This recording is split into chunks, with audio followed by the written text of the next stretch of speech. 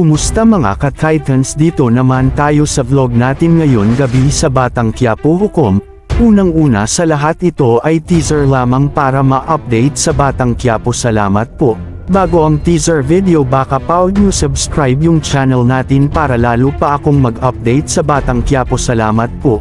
Ito nga si Beng ay kinausap ito si Tanggol at niyakap ito, pero may sinabi si Beng kay Tanggol. Si Beng ay naghiganti ito dahil sa pagpatay niya sa anak niya.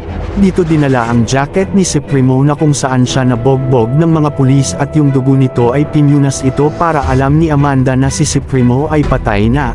Ito si Amanda ay nakahiga sa kwarto at pumasok sila Molong at pinatawag si Amanda kay Augustus.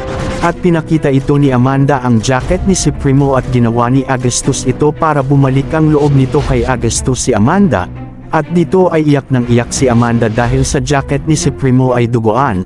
At dito nga ay dinala na sila Tanggol at mga kasama nito sa Hukuman para litisin sa kaso nito at daming mga press nito. Bago pa pumasok sila Tanggol at kasama nito ay sinabi na ni Beng sa mga attorney nito gawin lahat para manalo at babaan man lang ang kaso. Yan din sabi ni Beng sa mga pamilya Tanggol na si Tess at Tendang. Ito si Roda ay dumating at sanabi na makulong yan si Tanggol. At ayon nag-away pa ito sa Hukuman kaya pinagalitan pa sila sa Hukuman. At dito pumasok na sila Tanggol at mga kasama nito sa Hukuman at mga pamilya Tanggol ay nalungkot sila nito.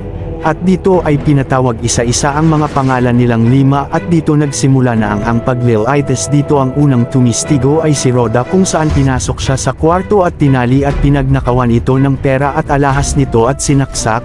Sumunod ay chairman ng barangay tumistigo din na sa Debono Makang ay sila daw nag-umpisa sa kaguluhan at nagbarilan pa. Sumunod nito si Reger, sa hulihan sila Tanggol at kasama nakitaan ng pera at droga. Si Tanggol ay lungkot nito. Habang naglilitis ng kaso ay may press pa ito. Ayun na binasahan na sila ng hatol at natalo sila nito at si Roda ay saya nito. At ayon lungkot ang lahat sa pangyayari at niyakap ni Tess si Tanggol, pat din si Lola Tendang ay umiiyak nito. Pati ang mga pamilya ng kasama ay malungkot nito at dito ay umiiyak din sila.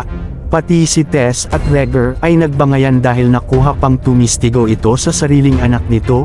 Pati si Lola Tendang ay nagalit nito. Napayakap na lang si Lola Tendang kay Tess at umiiyak nito. Habang sa labas si Beng ay umakyat sa taas at kumuha ng baril nito at pinutukan si Tanggol, kaso di tinamaan nito at ayon ng kagulo nito na tamaan ang pulis. Abangan bukas sa Batang Quiapo, huwag kalimutan subscribe.